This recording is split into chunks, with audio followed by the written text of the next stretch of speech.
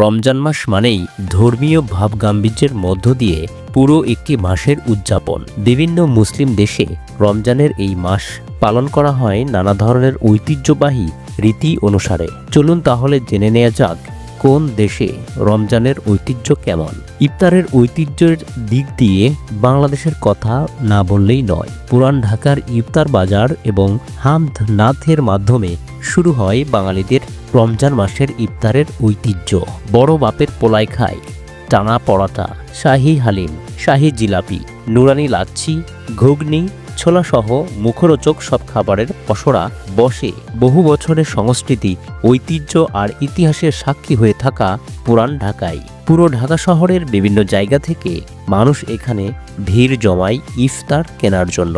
রমজান শুরু হওয়ার কয়েকদিন আগে থেকেই বিভিন্ন শপিং সেন্টার আর খাবারের দোকানগুলোতে চলে সাজ রব। রমজান মাস জুড়ে ইফতারের আগে আগে সব জায়গায় শোনা যায় হামদ ও নাত। পাকিস্তানে রমজান মাস উদযাপন মানেই বাহারি ইফতারের সমাহার। যুগ যুগ ধরে এই দেশের মুসলিমরা ইফতারের আয়োজনে করে আসছে নানা ধরনের স্পেশাল আইটেম। ঘরে তো বটেই, আত্মীয় স্বজন, প্রতিবেশী ও বন্ধু বান্ধবদের নিয়ে ইফতারের অনুষ্ঠান করাটাও তাদের রীতির মধ্যে পড়ে। তাদের ঐতিহ্যবাহী ইফতারের মেনুতে থাকে চানা চাট, দই বালাই, কাল্লি বা নুডলস স্যুপ, নামাক পাড়া অনেকটাই নিমকির মতন, পাঁপড়, ভেজিটেবল পাকোড়া, শামি কাবাব ও ফ্রুট সালাদ। এছাড়াও আরও রকমারি আইটেমের দেখা মেলে তাদের ইফতারের টেবিলে।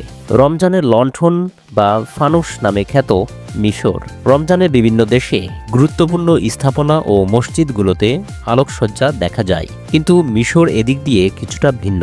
এখানকার বাড়িঘর, ভবন ও দোকানগুলোর প্রবেশের মুখে ঝুলিয়ে রাখা হয় রঙিন সব ফানুস। নানান রং ও বৈচিত্র্যে বানানো এই ফানুসগুলো এক বিশেষ ধরনের লণ্ঠন। রমজান মাসে চারিদিকে ঝোলানো এই ফানুসগুলোর আলোকসজ্জায় পুরো মিশর এক অপূর্ব রূপ ধারণ করে। তাই বলেই হয়তোবা মিশরের রমজান মাস ফানুস রমজান নামেও পরিচিত। মিশরের এই ফানুস জ্বালানোর ঐতিহ্য প্রায় 100 বছর পুরানো। 969 খ্রিস্টাব্দে মিশরীয়রা খলিফা আল মুইজলিদিনকে অভিবাদন জানানোর জন্য এরকম আলোকসজ্জার আয়োজন করেছিল। এই আলোকসজ্জা খলিফার এতটাই পছন্দ হয় যে তিনি এর কারিগরদের নির্দেশ দেন বাণিজ্যিকভাবে এগুলো তৈরি করে সারা মিশরে এর প্রসার ঘটাতে। আর মিশরের বাসিন্দাদের নির্দেশ দেন যেন তারা সবাই নিজেদের বাড়ি ঘরের সামনে এই ফানুস ঝুলিয়ে রাখে। এরপর থেকেই মূলত এই ফানুস ঝুলানোর সংস্কৃতি শুরু হয়। তোফ ধ্বনি, ড্রাম, কান্দিল, ইফতারিয়ার দেশ তুরস্ক। এই মুসলিম দেশটিতে রমজান মাস মানেই রাজকীয় আয়োজন। পবিত্র এই মাসে প্রতিদিন 3 বার সেহরি খাওয়ার জন্য, রোজা রাখার জন্য ও সেহরির শেষ সময়ের জন্য তোফ ধ্বনি দেওয়া হয়। রাষ্ট্রীয়ভাবে এই তোফ ধ্বনি দেওয়া হয় রমজানকে স্বাগত জানানোর জন্য। এই তোপ ধ্বনি দেওয়ার সময়েই সেখানকার মসজিদের মিনারগুলোতে জ্বালানো হয় কান্দিল নামের বাতি, আর এই বাতিগুলো জ্বলতে থাকে সূর্যোদয় পর্যন্ত। তুরস্কে কান্দিল জ্বালানোর এই ঐতিহ্য 100 বছর পুরনো। সেহরির সময় রোজাদারদের জাগানোর জন্য আরও একটি পদ্ধতি তাদের আছে, আর সেটি হলো ড্রাম বাজানো। শুধু যে ড্রাম বাজানো হয় তাই নয়, এর সাথে খোলা গলায় গানও গাওয়া হয়। সুন্নতি কায়দায় খুরমা খেজুর দিয়ে রোজা ভাঙার পর শুরু হয় ইফতারিয়া। ইফতারের এই অংশে থাকে বিশেষ কিছু আইটেম, যেমন বারেক নামের এক ধরনের পেস্ট্রি খাওয়া হয়, যা বানানো হয় জলপাই ও পনির দিয়ে। এছাড়াও থাকে পেস্তারমা, অর্থাৎ গরুর মাংস দিয়ে বানানো সুজুক, এক ধরনের সস, ও পিদে বা তুর্কি রুটি। রাস্তায় রাস্তায় বিভিন্ন বিলবোর্ড টানানো হয় রমজানের অভিনন্দন জানিয়ে, আনন্দ প্রকাশ করে ও হাদিস লিখে। মালদ্বীপ। নয়নাভিরাম এই দেশটিতে রোজার মাস কাটানো হয় বেশ আয়োজনের মধ্য দিয়ে। বিশেষ করে ইফতারের সময়ে সেখানকার কবিরা ভাই ভারু নামে রমজান সম্পর্কিত এক ধরনের কবিতা আবৃত্তি করে থাকেন। এই কবিতাগুলো 3 বা তার বেশি লাইনের হয়, যেগুলো একটু ভিন্ন ধাঁচের সুরে আবৃত্তি করা হয়ে থাকে। প্রাচীনকাল থেকেই মালদ্বীপে এই ভাই ভারু আবৃত্তির সংস্কৃতি চলে আসছে। তারা ইফতারেও ভিন্ন রকমের আইটেম করে থাকে, যেমন কুলহি বোয়াকিবা অর্থাৎ মাছ দিয়ে তৈরি এক ধরনের কেক, কনি বোয়াকিবা অর্থাৎ ময়দা দিয়ে বানানো কেক ও গুলহা অর্থাৎ মাছের কোফতা। সামাজিকতা বৃদ্ধির রেওয়াজের দেশ কোমোরোস। উত্তর আফ্রিকার দেশ কোমোরোসে রমজান মাস মানেই সমাজে সবার মধ্যে একাত্ম হওয়ার রেওয়াজ। ইফতারের ঠিক পরপরই এখানকার লোকজন জমায়েত হয় বানগাউই নামের জায়গায়, যেখানে জনসমাগম বেশি। সেখান থেকে সবাই মিলে মসজিদে যায়, যেখানে তারা একসাথে কফি ও খেজুর খায়। নামাজ শেষে আবার সবাই যে যার বাড়িতে চলে আসে। বাসায় ফিরে তারা বিভিন্ন স্পেশাল আইটেম যেমন ভাজা কলা, মাছ ও মাংস দিয়ে বানানো আইটেম ও প্যানকেক খায়। সিগার ও রাতের বাজার আলজেরিয়া। অন্য যে কোনো সময় থেকে রমজান মাসটা একেবারেই ভিন্ন ঢঙে কাটান উত্তর আফ্রিকার সমৃদ্ধশালী এই দেশটির নাগরিকরা। সারা রমজান মাসের প্রতিটি রাত সেখানকার বাজারগুলো যেন মুখর হয়ে থাকে মানুষজনের আনাগোনায়। রাস্তাঘাটগুলোও থাকে লোকে লোকারণ্য। মানুষ বাজার থেকে বাজারে ঘুরে ঘুরে কেনাকাটা করে। এছাড়াও নানা ধরনের ধর্মীয় অনুষ্ঠানেরও আয়োজন করা হয়ে থাকে।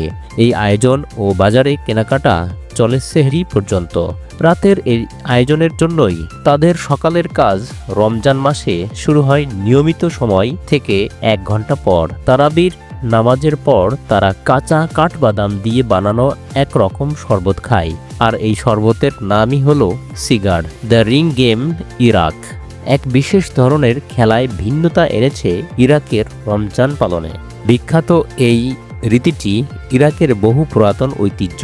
দ্য রিং গেম নামের এই খেলায় 2টি দল থাকে, আর 2টি দলের প্রত্যেকটিতে 10 থেকে 20 জন করে মানুষ থাকে।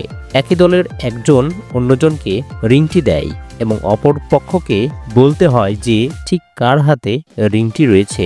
এছাড়া বিভিন্ন টিভি চ্যানেলে ব্যাংকের পক্ষ থেকে অঙ্ক অনুষ্ঠান প্রচার করা হয়। এসব অনুষ্ঠানের উদ্দেশ্য মূলত যুদ্ধে ক্ষতিগ্রস্ত মানুষদের জন্য ত্রাণ তহবিল সংগ্রহ করা। বাড়িঘরে রঙের ছটা ও ইফতার রাজ্য মরক্কো।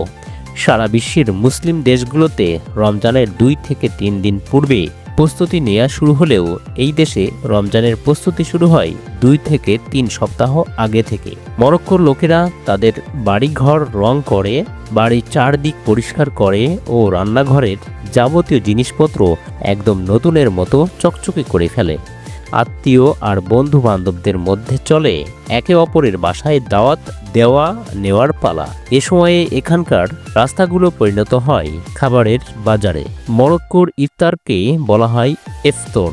তাদের ইফতার এ থাকে নানা ঐতিহ্যবাহী খাবার, যেমন রিজ্জা, ক্রাচেল, মিসামেন, হারিরা, ব্রিওয়াত, স্টিল্লা, হারসা, শ্যাল্লো, রিজ্জা, মালবি, বাগরিড এবং কুসকুস।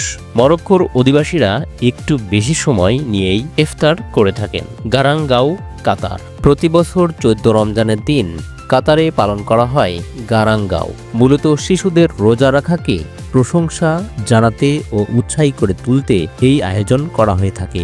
এই দিনে এখানকার শিশুরা কাতারের ঐতিহ্যবাহী এক ধরনের পোশাক পরে এবং মাগরিবের নামাজের পর সুসজ্জিত ব্যাগ নিয়ে ঐতিহ্যবাহী গারাঙ্গাও গান গেয়ে গেয়ে আশেপাশে ঘুরে বেড়ায়।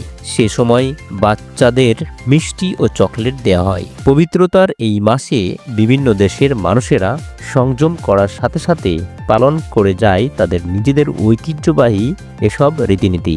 তাই রমজান মাস এসব জায়গায় শুধু যে সিয়াম সাধনার মাস তাই নয়, বরং ঐতিহ্যগুলোকে চর্চা করার সময়ও বটে। তবে বন্ধুরা, কোন দেশটির ইফতারের ঐতিহ্য সবচেয়ে ভালো লেগেছে আপনার কাছে সেটি জানিয়ে দিন কমেন্টে।